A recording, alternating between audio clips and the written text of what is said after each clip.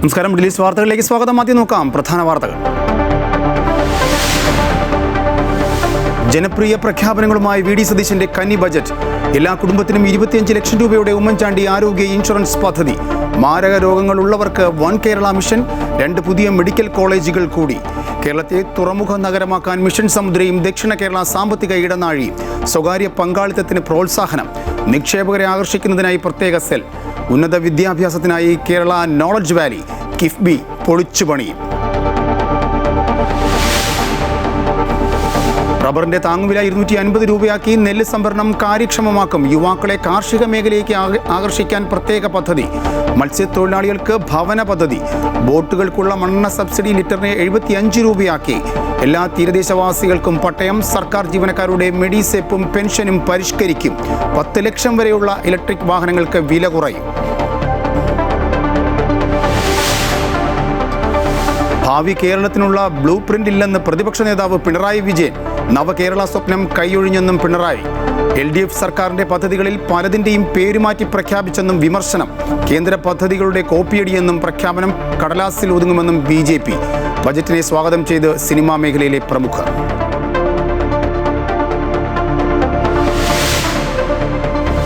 American vice president പിന്മാറി. ജനീവയിൽ നടത്താനിരുന്ന ഇറാൻ അമേരിക്ക ചർച്ച റദ്ദാക്കി. അമേരിക്കയും ഖത്തറും ഇടപെട്ടതിനെ തുടർന്ന് ലെബനിൽ വെടിനിർത്തൽ. ഇസ്രയേൽ ആക്രമണത്തിൽ ലെബനിലെ മരണം 18. ഹോർമുസിലൂടെ കപ്പലുകൾക്ക് കടന്നുപോകാൻ 48 മണിക്കൂർ മുമ്പ് റൂട്ട് മാപ്പ് നൽകണമെന്ന് ഇറാൻ. ഇന്ത്യൻ കപ്പൽ ദിശ LNGയുമായി ഗുജറാത്ത് തീരത്തെത്തി. മാസപ്പടി കേസിൽ വീണയുടെ ബാങ്ക് ലോക്കർ പരിശോധിച്ച് ED. തിരുവനന്തപുരത്തെ HDFC ബാങ്കിൽ വീണയെ വിളിച്ചുവരുത്തി ലോക്കർ തുറന്നു പരിശോധിച്ചു. നടപടിയിൽ പരിഹാസവുമായി പിണറായി വിജയൻ. ക്യാമറയോട് ചെന്ന് നോക്കാൻ കിട്ടുമെന്നുള്ളത് ലോക്കർ തുറക്കുമ്പോൾ മഹാകാര്യങ്ങൾ ഉണ്ടോ നോക്കാലോ. വേണമെങ്കിൽ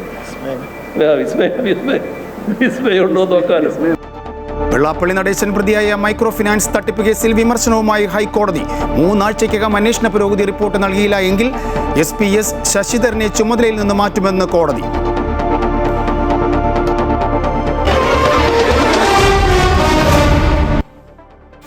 സ്വകാര്യ പങ്കാളിത്തം പൂർണ്ണമായും പ്രോത്സാഹിപ്പിച്ചും നിക്ഷേപകരെ ആകർഷിക്കാൻ ഭൂപരിഷ്കരണത്തിൽ മാറ്റം വരുത്തിയും കന്നി ബജറ്റ് അവതരിപ്പിച്ചിരിക്കുകയാണ് വി ഡി സതീശൻ. കേരളത്തെ തുറമുഖ നഗരമാക്കാൻ മിഷൻ സമുദ്രയും ദക്ഷിണ കേരള സാമ്പത്തിക ഇടനാഴിയും പ്രഖ്യാപിച്ചു. കിഫ്ബി പൊളിച്ചുപണി. അതിനായി വിദഗ്ധ സമിതിയെ പഠനം നടത്തും. ആസൂത്രണ ബോർഡിൻ്റെ ഘടന മാറ്റി തിക് ടാങ്ക് ആക്കി മാറ്റും. 10 വർഷത്തിന് ശേഷം അധികാരത്തിലേറുന്ന UDF സർക്കാർ കടുത്ത സാമ്പത്തിക വെല്ലുവിളികൾക്കിടയിൽ നിന്നുമാണ് ആദ്യ ബജറ്റ് അവതരിപ്പിച്ചത്. വരുമാനം കൂട്ടാനുള്ള മാർഗങ്ങൾ തേടുന്ന സർക്കാരിന് ജനങ്ങളുടെ മേൽ നികുതി ഭാരം ചുമത്താനാകില്ല. അതുകൊണ്ട് തന്നെ സ്വകാര്യ നിക്ഷേപത്തെ പരമാവധി പ്രോത്സാഹിപ്പിക്കുകയല്ലാതെ മറ്റു മാർഗങ്ങളില്ല. മുഖ്യമന്ത്രി കൈകാര്യം ചെയ്യുന്ന തുറമുഖ വകുപ്പിൽ നിന്നുകൊണ്ട് തന്നെയാണ് വൻകിട നിക്ഷേപത്തിന് തയ്യാറെടുക്കുന്നത്.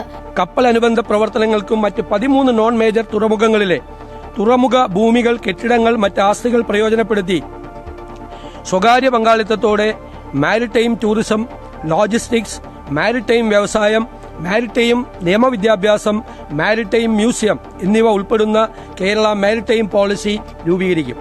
ദക്ഷിണ കേരള സാമ്പത്തിക ഇടനാഴി പ്രഖ്യാപിച്ചു.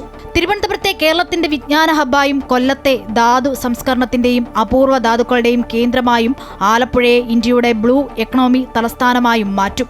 അതേസമയം സ്വകാര്യ നിക്ഷേപത്തെ സഹായിക്കുന്ന സർക്കാർ നയത്തെ ചൊല്ലി ആദ്യ ദിനത്തിൽ തന്നെ മുഖ്യമന്ത്രിയും പ്രതിപക്ഷ നേതാവും ഏറ്റുമുട്ടി.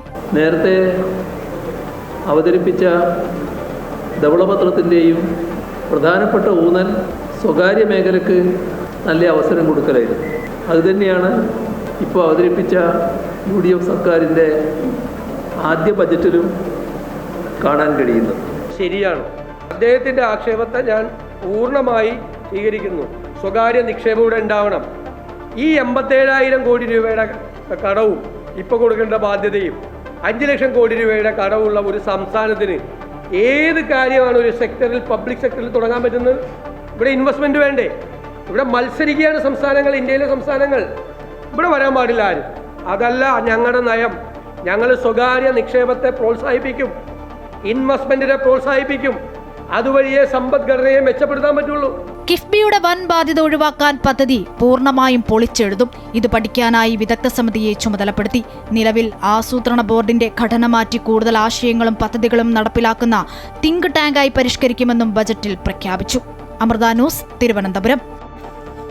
എല്ലാ മേഖലയെയും സ്പർശിക്കുന്ന ജനകീയ കരുതലോടെയുള്ള കന്നി ബജറ്റാണ് മുഖ്യമന്ത്രി വി ഡി സതീശൻ അവതരിപ്പിച്ചത്. വ്യവസായ നിക്ഷേപവും സ്വകാര്യ പങ്കാളിത്തവും ഉറപ്പാക്കുന്ന പദ്ധതികൾ ഉൾക്കൊള്ളിച്ച ബജറ്റിൽ ആരോഗ്യ മേഖലയിൽ ഉമ്മൻചാണ്ടിയുടെ പേരിലുള്ള 25 ലക്ഷം രൂപയുടെ ഇൻഷുറൻസ് പദ്ധതിയുടെ പ്രാരംഭ പ്രവർത്തനങ്ങൾക്കായി 10 കോടി രൂപ വിലയിരുത്തി.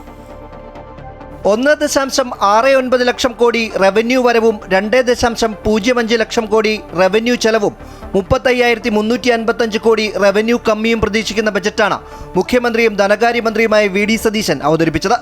ആരോഗ്യ മേഖലയിലെ കരുതലിന് ഒരു കുടുംബത്തിന് 25 ലക്ഷം രൂപയുടെ ഉമ്മൻചാണ്ടി ആരോഗ്യ ഇൻഷുറൻസ് പദ്ധതിയുടെ പ്രാരംഭ പ്രവർത്തനങ്ങൾക്കായി 10 കോടി രൂപ വകയിരുത്തി.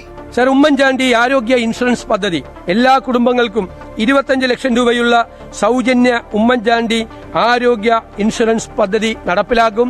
ഇത് ഇന്ദിരാ ഗ്യാരണ്ടിയുടെ ഭാഗമാണ്. ഇതിന്റെ പ്രാരംഭ ചെലവുകൾക്കായി 10 കോടി രൂപ വകയിരുത്തുന്നു. KSRTC പ്രിയദർശിനി പദ്ധതിക്കായി 600 കോടി രൂപയും കാർഷിക മേഖലയിൽ റബ്ബറിന്റെ താങ്ങുവില 200-ൽ നിന്ന് 250-ആയും ഉയർത്തി.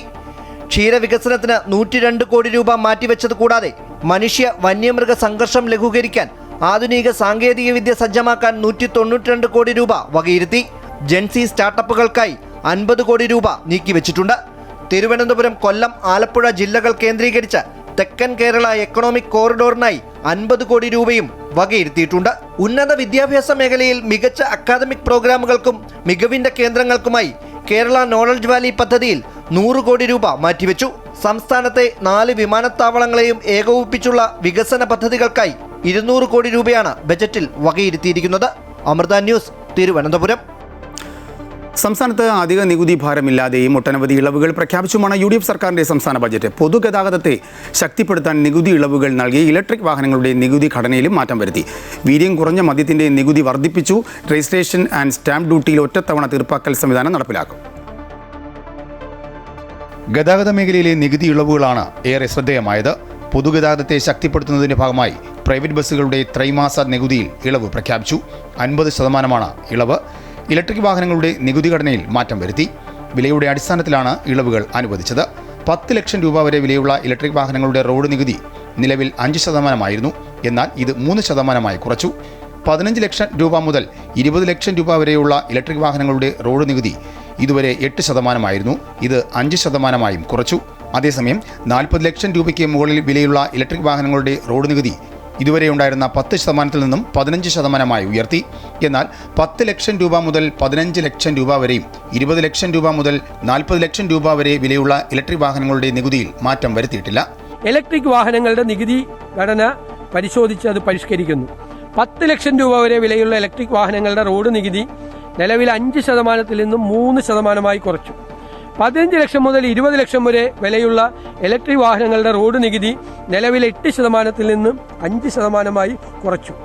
40 ലക്ഷത്തിന് മീതെ വിലയുള്ള ഇലക്ട്രിക് വാഹനങ്ങളുടെ റോഡ് നികുതി നിലവിലെ 10%-ൽ നിന്നും 15% വർദ്ധിപ്പിച്ചു. മറ്റ് നികുതി നിരക്കുകളിൽ മാറ്റമില്ല. രജിസ്ട്രേഷൻ ആൻഡ് സ്റ്റാമ്പ് ഡ്യൂട്ടിയിൽ വൺ ടൈം സെറ്റിൽമെന്റിന് സംവിധാനം നടപ്പിലാക്കും. അണ്ടർ വാല്യുവേഷൻ, അതായത് കുറഞ്ഞ വില കാണിക്കൽ കേസുകൾ തീർപ്പാക്കുന്നതിനായി സർക്കാർ ഒറ്റത്തവണ തീർപ്പാക്കൽ പദ്ധതി കൊണ്ടുവന്നു. രജിസ്ട്രേഷനുള്ള വില്ലകൾക്ക് ഫ്ളാറ്റുകൾക്ക് സമാനമായ 4% ഇളവ് ബാധകമാക്കിയിട്ടുണ്ട്. നികുതി വരുമാന സമാഹരണം അധിക നികുതികൾ ഒഴിവാക്കിക്കൊണ്ട് തന്നെ നികുതി ചോർച്ച തടഞ്ഞും കാര്യക്ഷമത വർദ്ധിപ്പിച്ചും തനത് വരുമാനം ഉയർത്താനുമാണ് ബജറ്റ് ലക്ഷ്യമിടുന്നത്. GST നടപ്പിലാക്കിയ കാലയളവിലെ ഫ്ലഡ് സെസ് കുടിശ്ശിക തീർപ്പാക്കുന്നതിനുള്ള പദ്ധതിയും നിലവിൽ വന്നു. മദ്യത്തിന്റെ നികുതി ഘടനയിൽ മാറ്റം വരുത്തി. വീര്യം കുറഞ്ഞ മദ്യത്തിന്റെ നികുതി വർദ്ധിപ്പിച്ചു. 0.5% മുതൽ 10% വരെ വീര്യമുള്ള മദ്യത്തിന് നികുതി 120% ഉയർത്തി. 10% മുതൽ 20% വരെ വീര്യമുള്ള മദ്യത്തിന് 175% നികുതി വർദ്ധിപ്പിച്ചു. 2022-23 അബ്കാരി നിയമത്തിന്റെ അടിസ്ഥാനത്തിൽ വിദേശ മദ്യചട്ടങ്ങളിൽ വരുത്തിയ ഭേദഗതികൾക്കനുസൃതമായിട്ടാണ് ഈ നടപടി. 0.5% മുതൽ 20% വരെ ആൽക്കഹോൾ വീര്യമുള്ള ബിയറും വൈനും ഒഴികെയുള്ള മദ്യ ഉൽപ്പന്നങ്ങളെയാണ് ലോ ആൽക്കഹോളിക് ബിവറേജ് വിഭാഗത്തിൽ ഉൾപ്പെടുത്തിയിരിക്കുന്നത്. 2022-23 അബ്കാരി നയത്തിന്റെ അടിസ്ഥാനത്തിൽ കഴിഞ്ഞ സർക്കാരിന്റെ കാലയളവിൽ വിദേശ മദ്യചട്ടങ്ങളിൽ ഭേദഗതി വരുത്തി ഉത്തരവ് പുറപ്പെടുവിച്ചിരുന്നു. പ്രസ്തുത ഭേദഗതി പ്രകാരം 0.5% മുതൽ 20% വരെ ആൽക്കഹോൾ വീര്യമുള്ള ബിയറും വൈനും ഒഴികെയുള്ള മദ്യ ഉൽപ്പന്നങ്ങളെ ലോ ആൽക്കഹോളിക് ബിവറേജ് എന്ന ഒരു പ്രത്യേക വിഭാഗമായി പരിഗണിച്ചിട്ടുണ്ട്. ഈ വിഭാഗത്തിൽ ഉൾപ്പെടുന്ന മദ്യ ഉൽപ്പന്നങ്ങളുടെ നികുതി ഘടനയിൽ വ്യക്തത വരുത്തുന്നതിനായി അവയ്ക്ക് അനുയോജ്യമായ വിൽപ്പന നികുതി നിരക്ക് കേരള പൊതുവിൽപ്പന നികുതി നിയമപ്രകാരം നിശ്ചയിക്കേണ്ടതുണ്ട്. ഈ സാഹചര്യത്തിൽ 0.5% മുതൽ 10% വരെ വീര്യമുള്ള ഇത്തരം ഉൽപ്പന്നങ്ങൾക്ക് 120% വിൽപ്പന നികുതി നിരക്കും 10% മുതൽ 20% വരെ വീര്യമുള്ളവയ്ക്ക് 175% വിൽപ്പന നികുതി നിരക്കും നിശ്ചയിക്കുന്നു. News desk Amrita News. തീർത്ഥാടക സർക്യൂട്ടിന് വലിയ പ്രാധാന്യം നൽകിക്കൊണ്ട് UDFന്റെ കന്നി ബജറ്റ് പ്രഖ്യാപനം. ശബരിമല, ഗുരുവായൂർ, കൊട്ടിയൂർ, തിരുവല്ലം ക്ഷേത്രങ്ങളെ തിരുപ്പതി മാതൃകയിൽ വികസിപ്പിക്കാൻ പദ്ധതി നടപ്പാക്കുമെന്ന് സംസ്ഥാന ബജറ്റ് വ്യക്തമാക്കുന്നു. മാതാ അമൃതാനന്ദമയി മഠത്തെ ഉൾപ്പെടുത്തി തീർത്ഥാടന ടൂറിസം സർക്യൂട്ടും നടപ്പിലാക്കും.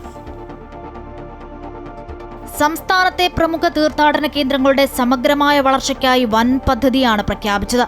അന്താരാഷ്ട്ര നിലവാരത്തിലേക്ക് ഉയർത്തുന്നതിനുള്ള തീർത്ഥാടന കേന്ദ്രങ്ങളായി മാറിയ ക്ഷേത്രങ്ങളിൽ ഭക്തർക്കുള്ള സൗകര്യങ്ങളും വികസനവും കൂടുതൽ കാര്യക്ഷമമാക്കുന്നതിനാണ് പുതിയ മാതൃക സ്വീകരിക്കുന്നത്. ശബരിമല, ഗുരുവായൂർ, കൊട്ടിയൂർ, തിരുവല്ലം എന്നീ പ്രമുഖ ക്ഷേത്രങ്ങളിലാണ് ഒന്നാം ഘട്ടത്തിൽ തിരുപ്പതി മോഡൽ ക്ഷേത്ര വികസനത്തിനായുള്ള പ്രത്യേക പദ്ധതി നടപ്പിലാക്കുക. തീർത്ഥാടകർക്കായുള്ള സൗകര്യങ്ങൾ വിപുലീകരിക്കുന്നതിൽ ഈ പദ്ധതി വലിയ മാറ്റങ്ങൾ കൊണ്ടുവരാനാണ് ലക്ഷ്യമിടുന്നത്. ശബരിമല, ഗുരുവായൂർ, കൊട്ടിയൂർ, തിരുവല്ലം എന്നീ ക്ഷേത്രങ്ങൾ പ്രമുഖ തീർത്ഥാടന കേന്ദ്രങ്ങളായി മാറിയിട്ടുണ്ട്. ഈ ക്ഷേത്രങ്ങൾ തിരുപ്പതി മോഡലിൽ വികസിപ്പിച്ച് ദേശീയ തീർത്ഥാടന കേന്ദ്രങ്ങളാക്കാൻ നടപടി സ്വീകരിക്കുന്നതാണ്. ക്ഷേത്രങ്ങളോട് ചേർന്നുള്ള കാവുകളും കുളങ്ങളും നവീകരിക്കുന്നതിനായി 5 കോടി രൂപ വകയിരുത്തുന്നു. തിരുവിതാംകൂർ ദേവസ്വം ബോർഡിന് പ്രതിവർഷം നൽകേണ്ട ആനുവിറ്റി വിഹിതം നൽകുന്നതിന് 5 കോടി രൂപ വകയിരുത്തുന്നു. മലബാർ ദേവസ്വം ബോർഡിന്റെ പ്രവർത്തനങ്ങൾ കാര്യക്ഷമമാക്കുന്നതിനും കൂടുതൽ അധികാരം നൽകുന്നതിനും മറ്റ് ദേവസ്വം ബോർഡുകൾക്ക് സമാനമാക്കുന്നതിനും നടപടി സ്വീകരിക്കും.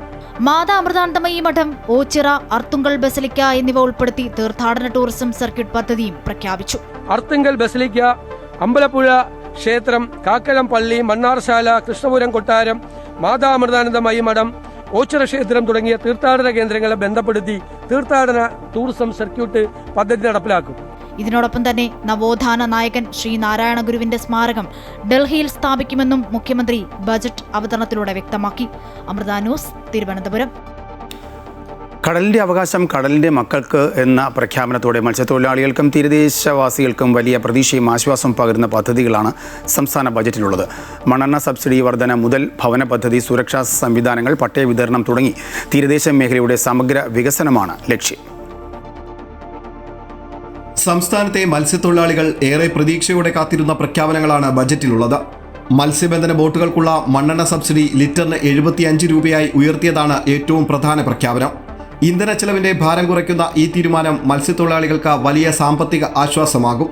വർഷങ്ങളായി തീരദേശത്ത് താമസിച്ചിട്ടും പട്ടയം ലഭിക്കാത്ത കുടുംബങ്ങളുടെ പ്രശ്നത്തിനും ബജറ്റിൽ പരിഹാരം നിർദ്ദേശിച്ചിട്ടുണ്ട്. പട്ടയമില്ലാത്ത എല്ലാ തീരദേശവാസികൾക്കും പട്ടയം നൽകുമെന്ന് സർക്കാർ പ്രഖ്യാപിച്ചു. മത്സ്യത്തൊഴിലാളികളുടെ ജീവിത നിലവാരം ഉയർത്തുക എന്ന ലക്ഷ്യത്തോടെ അവർക്കായി പ്രത്യേക ഭവന പദ്ധതിയും നടപ്പിലാക്കും. സുരക്ഷിതവും മെച്ചപ്പെട്ടതുമായ താമസ സൗകര്യം ഉറപ്പാക്കുന്നതിനുള്ള പദ്ധതിയാണിത്. കടലിൽ ജോലി ചെയ്യുന്നതിനിടെ അപകടത്തിൽപ്പെടുന്ന മത്സ്യത്തൊഴിലാളികൾക്ക് കൂടുതൽ സംരക്ഷണം ഉറപ്പാക്കാൻ ഗ്രൂപ്പ് ഇൻഷുറൻസ് പദ്ധതിയും പരിഷ്കരിച്ചിട്ടുണ്ട്. അപകടങ്ങൾക്കും ദുരന്തങ്ങൾക്കും ഇരയാകുന്ന കുടുംബങ്ങൾക്ക് ഇത് കൂടുതൽ സഹായകരമാകുമെന്നാണ് പ്രതീക്ഷ. വനിതകൾക്ക് മത്സ്യവിപണനത്തിന് ഷീ സ്കൂട്ടറുകളും അനുവദിക്കും. തീരദേശ സുരക്ഷ ശക്തിപ്പെടുത്തുന്നതിനായി കൂടുതൽ മറൈൻ ബോട്ടുകൾ വാങ്ങുന്നതിനും ബജറ്റിൽ തുക വകയിരുത്തി. കൂടാതെ നിരവധി അപകടങ്ങൾക്ക് കാരണമായ മുതലപ്പൊഴിയിലെ അശാസ്ത്രീയ നിർമ്മാണവുമായി ബന്ധപ്പെട്ട പ്രശ്നങ്ങൾ ശാശ്വതമായി പരിഹരിക്കുന്നതിനും പ്രത്യേക ഫണ്ട് അനുവദിച്ചിട്ടുണ്ട്. ഉപജീവന സുരക്ഷ, ഭവന സുരക്ഷ, സാമൂഹിക സുരക്ഷ, തീരദേശ വികസനം എന്നിവയ്ക്ക് ഒരുപോലെ പ്രാധാന്യം നൽകിക്കൊണ്ടുള്ള പ്രഖ്യാപനങ്ങളിലൂടെ മത്സ്യത്തൊഴിലാളി സമൂഹത്തിന് വലിയ പിന്തുണ നൽകുന്നതാണ് ഇത്തവണത്തെ ബജറ്റെന്നാണ് വിലയിരുത്തൽ. തീരദേശ ജനതയുടെ ദീർഘകാല ആവശ്യങ്ങൾ പരിഗണിച്ചുള്ള പ്രഖ്യാപനങ്ങൾ പ്രായോഗികമായി എത്ര വേഗത്തിൽ നടപ്പാക്കുമെന്നതാണ് ഇനി മത്സ്യത്തൊഴിലാളികൾ ഉറ്റുനോക്കുന്നത്. അമൃത ന്യൂസ്, കൊല്ലം. സിനിമാ മേഖലയ്ക്ക് പുത്തൻ ഉണർവേകുന്ന സംസ്ഥാന സർക്കാരിൻ്റെ ബജറ്റിനെ സ്വാഗതം ചെയ്ത് സിനിമാ മേഖലയിലെ പ്രമുഖർ. കൾച്ചറൽ പാർക്ക് ഉൾപ്പെടെയുള്ള പദ്ധതികൾ പ്രഖ്യാപിച്ച സർക്കാർ തീരുമാനത്തെ സന്തോഷപൂർവ്വം സ്വാഗതം ചെയ്യുന്നതായി മോഹൻലാൽ പ്രതികരിച്ചു. ആന്റി പൈറസി സെൽ രൂപീകരിക്കുമെന്ന പ്രഖ്യാപനം ശ്രദ്ധേയമായ കാര്യമാണെന്ന് പൃഥ്വിരാജ് വ്യക്തമാക്കി.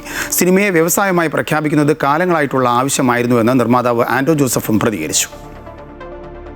മലയാള സിനിമ മേഖലയെ വികസിപ്പിക്കാൻ സർക്കാർ സമഗ്ര പദ്ധതികൾ തയ്യാറാക്കും.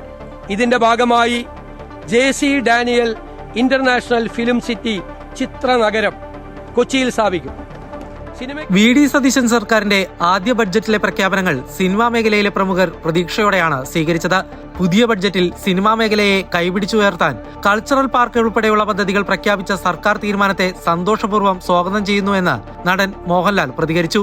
പദ്ധതികൾ സിനിമാ മേഖലയ്ക്ക് പുത്തനുണർവും വളർച്ചയും പ്രദാനം ചെയ്യുമെന്ന കാര്യം തീർച്ചയാണ്. സിനിമയെ ഒരു വ്യവസായമായി പരിഗണിക്കാനുള്ള നടപടികളെടുക്കുമെന്ന പ്രഖ്യാപനം ആയിരക്കണക്കിന് സിനിമാ പ്രവർത്തകർക്ക് പുതിയ പ്രതീക്ഷകൾ നൽകുമെന്ന് മോഹൻലാൽ സമൂഹമാധ്യമത്തിലൂടെ പ്രതികരിച്ചു. മലയാള സിനിമയുടെ സ്രഷ്ടാവെന്ന് തന്നെ വിളിക്കാവുന്ന JC ഡാനിയലിന്റെ പേരിൽ കൊച്ചിയിൽ ഫിലിം സിറ്റി സ്ഥാപിക്കുമെന്നും സിനിമയെ വ്യവസായമാക്കുമെന്നുമുള്ള സർക്കാരിന്റെ വാക്ക് സെല്ലുലോയിഡിനെ തൊട്ടുനിൽക്കുന്ന ഒരാളെന്ന നിലയിൽ സന്തോഷവും അഭിമാനവും ആത്മവിശ്വാസവും നൽകുന്നുവെന്നായിരുന്നു നടൻ പൃഥ്വിരാജിന്റെ പ്രതികരണം. സിനിമയെ വ്യവസായമായി പ്രഖ്യാപിച്ച സർക്കാരിനും മുഖ്യമന്ത്രിക്കും നന്ദി പറഞ്ഞ ടൊവിനോ തോമസ്, സിനിമാ പ്രവർത്തകർ വളരെ നാളായി ഉന്നയിച്ചിരുന്ന ആവശ്യം അനുഭാവപൂർവ്വം പരിഗണിച്ചത് ഈ മേഖലയിൽ പണിയെടുക്കുന്ന അനേകായിരം പേർക്കുള്ള അംഗീകാരമായി കാണുന്നുവെന്നും സമൂഹമാധ്യമത്തിൽ കുറിച്ചു. സിനിമയെ വ്യവസായമായി പ്രഖ്യാപിക്കണമെന്നത് സിനിമാ പ്രവർത്തകർ ഉയർത്തുന്ന ആവശ്യമായിരുന്നുവെന്നും പക്ഷേ ആരും ഇതുവരെ അത് ചെവിക്കൊണ്ടിരുന്നില്ലെന്നുമാണ് നിർമ്മാതാവ് ആൻഡോ ജോസഫിന്റെ പ്രതികരണം. വ്യവസായ പദവി കിട്ടുന്നതോടെ സിനിമയുടെ സമസ്ത മേഖലകളിലും വളർച്ചയ്ക്കുള്ള കളമൊരുങ്ങുമെന്നും അദ്ദേഹം കൂട്ടിച്ചേർത്തു. സിനിമയെ വ്യവസായ മേഖലയായി പ്രഖ്യാപിച്ചതും കൊച്ചിയിൽ ഫിലിം സിറ്റി സ്ഥാപിക്കുന്നതും ആന്റി പൈറസി സെല്ലുമടക്കം നിരവധി പ്രഖ്യാപനമായിരുന്നു ഇന്നത്തെ ബഡ്ജറ്റിൽ ഉണ്ടായിരുന്നത്. അമൃത ന്യൂസ്, കൊച്ചി. മുഖ്യമന്ത്രി വി.ഡി. സതീശന്റെ ആദ്യ ബജറ്റിൽ ഭാവി കേരളത്തിനുള്ള ബ്ലൂ പ്രിന്റ് ഇല്ല എന്ന് പ്രതിപക്ഷ നേതാവ് പിണറായി വിജയൻ. കേന്ദ്ര പദ്ധതികൾ പേര് മാറ്റി അവതരിപ്പിക്കുകയാണ് ബജറ്റിൽ സതീശൻ ചെയ്തതെന്ന് BJP നിയമസഭാ കക്ഷി നേതാവ് VB ഗോപകുമാറും പ്രതികരിച്ചു. വി.ഡി. സതീശൻ അവതരിപ്പിച്ച ബജറ്റിനെതിരെ നിശിതമായ വിമർശനവുമായാണ് പ്രതിപക്ഷ കക്ഷികൾ രംഗത്തെത്തിയത്. LDF സർക്കാരിന്റെ പദ്ധതികളെ പേരുമാറ്റി അവതരിപ്പിക്കുകയാണ് വി.ഡി. സതീശനെന്ന് പ്രതിപക്ഷ നേതാവ് പിണറായി വിജയൻ പറഞ്ഞു. ഭൂപരിഷ്കരണ നിയമം മാറ്റാനുള്ള ബജറ്റിലെ നീക്കം ഗൗരവത്തോടെയാണ് കാണേണ്ടതെന്നും സംസ്ഥാനത്ത് വലിയ തോതിൽ പ്രശ്നങ്ങൾ ഉയർത്തുന്ന ഒന്നായി ഇത് മാറുമെന്നും പ്രതിപക്ഷ നേതാവ് പറഞ്ഞു. വളരെ പ്രധാനപ്പെട്ട കാര്യം, കേരളത്തിൻ്റെ ഭൂപരിഷ്കരണ നിയമം അട്ടിമറിക്കാനുള്ള നീക്കമാണ്. ഇത് അതീവ ഗൗരവമായി കാണേണ്ട കാര്യമാണ്. സ്വകാര്യ കുത്തകൾക്ക് വേണ്ടി ലാൻഡ് മാനേജ്മെൻറ്റ് നയം ആവിഷ്കരിക്കാനാണ് ഉദ്ദേശിക്കുന്നത്. ഇപ്പോൾ ഭൂപരിഷ്കരണം 2.0 എന്ന ബജറ്റ് പ്രഖ്യാപനം ഒരു മറയുമില്ലാതെ ഈ കാര്യമാണ് വ്യക്തമാക്കിയിട്ടുള്ളത്. എലിയെ പ്രസവിച്ച മല പോലെയാണ് സർക്കാരിന്റെ ആദ്യ ബജറ്റെന്ന് CPI സംസ്ഥാന സെക്രട്ടറി ബിനോയ് വിശ്വം പ്രതികരിച്ചു. അത് ശരിക്കും എലിയെ പ്രസവിച്ച മലയായി മാറി. ആ മല പ്രസവിച്ച എലി വാസ്തവത്തിൽ സാമ്പത്തിക രംഗത്തെ സാമൂഹിക രംഗത്തെ വലതുപക്ഷ നയത്തിൻ്റെ ഒന്നാമത്തെ ഉദാഹരണമായിട്ട് മാറിയിരിക്കുകയാണ്. മുഖ്യമന്ത്രി കസേരയിൽ ആളുമാറിയതല്ലാതെ ബജറ്റിൽ LDFിൽ നിന്നും ഒരു മാറ്റവുമില്ലെന്ന BJP നിയമസഭാ കക്ഷി നേതാവ് VB ഗോപകുമാറും പുതിയുഗ കേരളം എന്നത് ബജറ്റ് അവതരിപ്പിച്ച പേപ്പറിൽ അവശേഷിക്കുമെന്ന V മുരളീധരനും പറഞ്ഞു. പ്രസംഗത്തിലെ പ്രഖ്യാപനങ്ങൾ മുഴുവൻ കേട്ടുകഴിഞ്ഞപ്പോൾ എനിക്ക് തോന്നിയത് ഈ പുതിയുഗ കേരളം ബജറ്റ് അവതരിപ്പിച്ച പേപ്പറിൽ അവസാനിക്കും. മുഖ്യമന്ത്രി കസേരയിൽ ആള് മാറിയെന്നല്ലാതെ ഈ രണ്ടു മുന്നണികളുടെയും നയപരമായ കാര്യങ്ങളിൽ, സാമ്പത്തികപരമായ കാര്യങ്ങളിൽ യാതൊരു മാറ്റവും വന്നിട്ടില്ല എന്നാണ് ഇന്ന് ബഹുമാനായ മുഖ്യമന്ത്രി അവതരിപ്പിച്ച ബഡ്ജറ്റിൽ നിന്ന് നമുക്ക് മനസ്സിലാക്കാൻ കഴിയും. കിഫ്ബിയുടെ വിശ്വാസ്യത പൊളിച്ചെടുക്കുകയാണ് സർക്കാർ ലക്ഷ്യമെന്നും നിലവിലെ പദ്ധതികൾ മുടങ്ങിയാൽ ജനകീയ പ്രക്ഷോഭം സംഘടിപ്പിക്കുമെന്നും മുൻ ധനകാര്യമന്ത്രി തോമസ് ഐസക്കും ബജറ്റിൽ പൊതുമേഖലാ സ്ഥാപനങ്ങളെ പൂർണ്ണമായും ഒഴിവാക്കിയതായി മുൻ മന്ത്രി P രാജീവും പ്രതികരിച്ചു. അമൃത ന്യൂസ്, തിരുവനന്തപുരം. കുവൈറ്റിൽ ആശുപത്രികളിലും പ്രത്യേക ചികിത്സാ കേന്ദ്രങ്ങളിലും കഴിയുന്ന രോഗികളെ സന്ദർശിക്കുന്നതിന് ആരോഗ്യ മന്ത്രാലയം പുതിയ മാർഗനിർദ്ദേശങ്ങൾ പുറപ്പെടുവിച്ചു. ഉച്ചകഴിഞ്ഞ് 3 മണി മുതൽ രാത്രി 8 മണി വരെയാണ് സന്ദർശന സമയം. ഔദ്യോഗിക അവധി ദിവസങ്ങൾ രാവിലെ 9 മണി മുതൽ ഉച്ചയ്ക്ക് 1 മണി വരെയും സന്ദർശനം അനുവദിക്കും. റമദാൻ മാസത്തിൽ സന്ദർശന സമയം ഉച്ചകഴിഞ്ഞ് 3 മണി മുതൽ രാത്രി 9 മണി വരെ ആയിരിക്കും. രോഗിയോടൊപ്പം ഒരേ സമയം 7 കൂടുതൽ സന്ദർശകർ ഉണ്ടാകരുത്. എന്നാൽ രോഗിയുടെ ആരോഗ്യസ്ഥിതി പരിഗണിച്ച് സന്ദർശന സമയത്തിലും സന്ദർശകരുടെ എണ്ണത്തിലും മാറ്റം വരുത്താൻ മെഡിക്കൽ വിഭാഗം മേധാവിക്ക് അധികാരമുണ്ടായിരിക്കും. ഇതിനു പുറമെ ദിവസേന രാത്രി 10 മണി മുതൽ രാവിലെ 6 മണി വരെ ആശുപത്രികളിൽ ശബ്ദരഹിത സമയമായും മാറ്റിയിട്ടുണ്ട്. മിഡിൽ ഈസ്റ്റ് മേഖലയിൽ ഉണ്ടായിരുന്ന അടിയന്തര സാഹചര്യങ്ങളെ തുടർന്നും വിമാന സർവീസുകൾ തടസ്സപ്പെട്ടതിനാലും UAE-യിൽ കുടുങ്ങിപ്പോയവർക്ക് ആശ്വാസ നടപടിയുമായ അധികൃതർ. ഓവർസ്റ്റേ പിഴയിൽ നിന്നും നേരത്തെ ഇളവ് ലഭിച്ചവർക്ക് ജൂലൈ 9 വരെ, അതായത് 30 ദിവസത്തിനുള്ളിൽ UAE-യിലെ താമസം നിയമപരമാക്കുകയോ രാജ്യം വിടുകയോ ചെയ്യാനാണ് അധികൃതർ അവസരം അനുവദിച്ചിരിക്കുന്നത്. നിലവിൽ മേഖലയിൽ സ്ഥിതി സാധാരണ നിലയിലേക്ക് മടങ്ങിയ സാഹചര്യത്തിലാണ് പുതിയ സമയപരിധി federal authority four identity, citizenship, customs and port security പ്രഖ്യാപിച്ചത്. പ്രവാസികൾക്ക് UAE-യിലെ നിയമങ്ങളും ചട്ടങ്ങളും പാലിച്ചുകൊണ്ട് തുടരാൻ അവസരം ഒരുക്കുകയും ആവശ്യമായവർക്ക് നിയമാനുസൃതമായി രാജ്യം വിടാനുള്ള സൗകര്യം ഒരുക്കുകയുമാണ് നടപടിയുടെ ലക്ഷ്യം. മലയാളി ഹാജിമാരുടെ മടക്കയാത്ര പുരോഗമിക്കുന്നു. കണ്ണൂരിലെയും കോഴിക്കോട്ടേക്കുമുള്ള സർവീസുകൾ അടുത്ത ദിവസങ്ങളിൽ ആരംഭിക്കാനിരിക്കെ തീർത്ഥാടകർക്ക് തുണയായി മക്ക നഴ്സിംഗ് ഫോറം പ്രവർത്തകരുടെ സേവനം ഏറെ ശ്രദ്ധേയമാവുകയാണ്. കേരള സംസ്ഥാന ഹജ്ജ് കമ്മിറ്റി മുഖേന ഹജ്ജ് നിർവഹിച്ച റെഗുലർ വിഭാഗത്തിൽപ്പെട്ട തീർത്ഥാടകരുടെ മടക്കയാത്ര ഈ മാസം 13-നാണ് ആരംഭിച്ചത്. ഇനി ജൂൺ 21 മുതൽ കണ്ണൂരിലേക്കും ജൂൺ 23 മുതൽ കോഴിക്കോട്ടേക്കുമുള്ള മടക്കയാത്രകൾ ഷെഡ്യൂൾ ചെയ്തിട്ടുണ്ട്. ജൂൺ 30-ഓടെ മലയാളി ഹാജിമാരുടെ മടക്കയാത്ര പൂർത്തിയാകും. അതേസമയം മക്കയിലെ 16 ആസ്പത്രി യൂണിറ്റുകളിലെ ജീവനക്കാർ ചേർന്ന് രൂപീകരിച്ച കൂട്ടായ്മയായ മക്ക നേഴ്സസ് ഫോറം പ്രവർത്തകരുടെ സേവനം ഹാജിമാർക്കിടയിൽ സജീവമായി തുടരുകയാണ്. KMCC, OICC, Navodaya, Risala study circle, ICF, Vikhaya, Thanima തുടങ്ങിയ നിരവധി മലയാളി സംഘടനകളുടെ വോളണ്ടിയർമാർ മദീനയിലും മക്കയിലും മിനായിലും വിമാനത്താവളങ്ങളിലും ഇന്ത്യൻ ഹജ്ജ് മിഷനുമായി സഹകരിച്ച് വിപുലമായ രീതിയിൽ തീർത്ഥാടകർക്ക് സേവനങ്ങൾ തുടരുന്നുണ്ട്. ഇതിനൊപ്പമാണ് മക്ക നേഴ്സസ് ഫോറത്തിൻ്റെ വേറിട്ട ആരോഗ്യ പരിപാലന സേവനങ്ങളും ശ്രദ്ധ നേടുന്നത്. ഹാജിമാർക്ക് ആവശ്യമായ ആരോഗ്യ വിദ്യാഭ്യാസം, രക്തസമ്മർദ്ദ പരിശോധന, മുറിവുകൾ വെച്ചുകെട്ടൽ, നെബുലൈസേഷൻ, കിടപ്പ് രോഗികളുടെ പരിചരണം തുടങ്ങിയ എല്ലാ അടിസ്ഥാന നഴ്സിംഗ് സേവനങ്ങളും ഇവർ ലഭ്യമാക്കുന്നു. ഏകദേശം ഒരു 150ഓളം വരുന്ന ഹജ്ജ് വോളണ്ടിയേഴ്സ് 16ഓളം ഹോസ്പിറ്റലുകളിലായിട്ട് പിന്നെ ഈ വർഷത്തെ 2026 ഹജ്ജ് സേവന രംഗത്ത് സജീവമായിട്ട് ഹാജിമാരുടെ കൂടെ തന്നെയുണ്ട്. പ്രത്യേകിച്ചും അൽ നസീം പോലുള്ള സ്ത്രീകൾ മാത്രമുള്ള ഈ ബ്രാഞ്ചുകളിൽ നിരന്തരമായി അവരുടെ ബിൽഡിങ്ങുകൾ വിസിറ്റ് ചെയ്തുകൊണ്ട് രോഗ സംബന്ധമായിട്ടുള്ള പ്രശ്നങ്ങൾക്ക് പരിഹാരമെന്ന നിലയിൽ അവർക്ക് ഹെൽത്ത് എഡ്യൂക്കേഷനുകളും അതുപോലെ തന്നെ അവരുടെ സ്ഥിരമായിട്ട് അവരുടെ BP അതുപോലെ ഷുഗർ അത് ചെക്ക് ചെയ്യുക. MNF chairman Bushrul Jouhar, convener Salih Changanassery, coordinator Nisha എന്നിവരുടെ നേതൃത്വത്തിലാണ് ഈ കാരുണ്യ പ്രവർത്തനങ്ങൾ ഏകോപിപ്പിക്കുന്നത്. സുൽഫിഖ്റോദായി, അമൃത ന്യൂസ്, ജിദ്ദ. കുവൈറ്റിൽ പ്രവർത്തനരഹിതമായി തുടരുകയും സ്ഥാപിത ലക്ഷ്യങ്ങൾ കൈവരിക്കുന്നതിൽ പരാജയപ്പെടുകയും ചെയ്ത 3 ചാരിറ്റി സംഘടനകൾ പിരിച്ചുവിട്ടു. സാമൂഹിക കുടുംബ ശിശുക്ഷേമ കാര്യമന്ത്രി ഡോക്ടർ അംതാൽ അൽ ഹുവൈലയാണ് ഇത്തരത്തിലുള്ള സംഘടനകൾ പിരിച്ചുവിടാൻ ഉത്തരവിറക്കിയത്. ചാരിറ്റി സംഘടനകളുടെ പ്രവർത്തനങ്ങൾ കൂടുതൽ സുതാര്യമാക്കുന്നതിനും നിയമങ്ങളും ചട്ടങ്ങളും കൃത്യമായി പാലിക്കുന്നുവെന്ന് ഉറപ്പാക്കുന്നതിനുമായി മന്ത്രാലയം മേൽനോട്ടം ശക്തമാക്കുമെന്നും മന്ത്രി വ്യക്തമാക്കി. കുവൈറ്റിൽ പോലീസ് ഉദ്യോഗസ്ഥനായി ആൾമാറാട്ടം നടത്തി പ്രവാസികളെ കവർച്ച ചെയ്ത 10 കേസുകളെ പ്രതി പിടിയിലായി. ഇയാൾക്കെതിരെ ജലീബിൽ 7 കേസുകളും ഖെയ്താനിൽ 3 കേസുകളുമാണ് ഉള്ളത്. രജിസ്റ്റർ ചെയ്യപ്പെട്ട കേസുകൾക്ക് പുറമെ മറ്റ് നിരവധി പ്രവാസികളെയും ഇയാൾ കവർച്ചകൾക്ക് ഇരയാക്കിയതായിട്ടാണ് വിവരം. പരമ്പരാഗത കുവൈറ്റി വസ്ത്രം ധരിച്ച് വാഹനത്തിൽ പോലീസ് ഉദ്യോഗസ്ഥനായി ചമഞ്ഞുകൊണ്ടായിരുന്നു ഇയാൾ പ്രവാസികളിൽ നിന്നും പണവും മൊബൈൽ ഫോണുകളും മോഷ്ടിച്ചിരുന്നത്.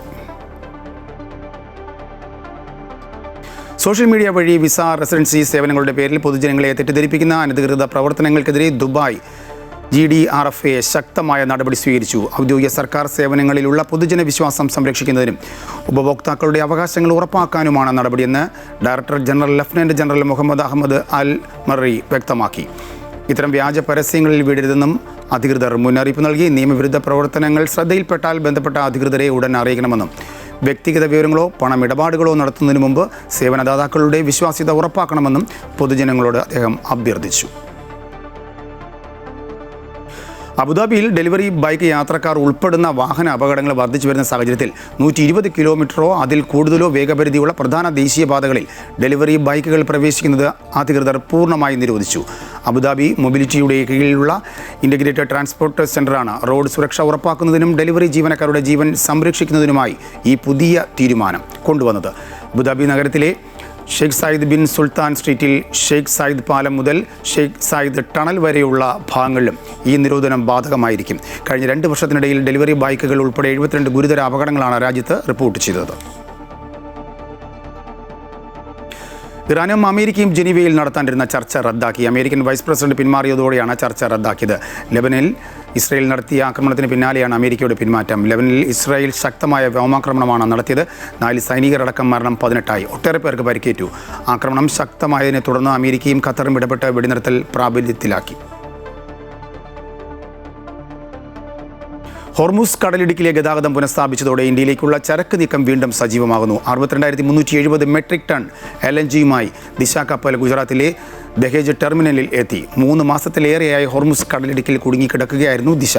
അടുത്ത ദിവസങ്ങളിൽ 40ഓളം ചരക്ക് കപ്പലുകൾ കൂടി ഇന്ത്യൻ തീരത്തേക്ക് എത്തുമെന്നാണ് റിപ്പോർട്ട്. ക്രൂഡ് ഓയിൽ, രാസവളം, LPG തുടങ്ങിയവയുമായാണ് ഈ കപ്പലുകൾ എത്തുന്നത്. മാസപ്പടി കേസിൽ പ്രതിപക്ഷ നേതാവ് പിണറായി വിജയന്റെ മകൾ വീണ ടിയുടെ ബാങ്ക് ലോക്കർ പരിശോധിച്ച് ED. തിരുവനന്തപുരത്ത് ആയുർവേദ കോളേജിന്റെ അടുത്തുള്ള HDFC ബാങ്കിലാണ് ലോക്കർ തുറന്ന് പരിശോധന നടത്തിയത്. EDയുടെ പരിശോധന 2 മണിക്കൂർ നീണ്ടുനിന്നു. SNDP യോഗം ജനറൽ സെക്രട്ടറി വെള്ളാപ്പള്ളി നടേശന് പ്രതിയായ മൈക്രോ ഫിനാൻസ് തട്ടിപ്പ് കേസിൽ കടുത്ത വിമർശനവുമായി ഹൈക്കോടതി. 3 ആഴ്ചയ്ക്കകം അന്വേഷണ പുരോഗതി റിപ്പോർട്ട് നൽകിയില്ല എങ്കിൽ SPS ശശിധരനെ അന്വേഷണ ചുമതലയിൽ നിന്നും മാറ്റുമെന്ന് സിംഗിൾ ബെഞ്ച് പറഞ്ഞു. പുതിയ ഉദ്യോഗസ്ഥനെ അന്വേഷണത്തിന് നിയോഗിക്കുമെന്നും ഹൈക്കോടതി വ്യക്തമാക്കി.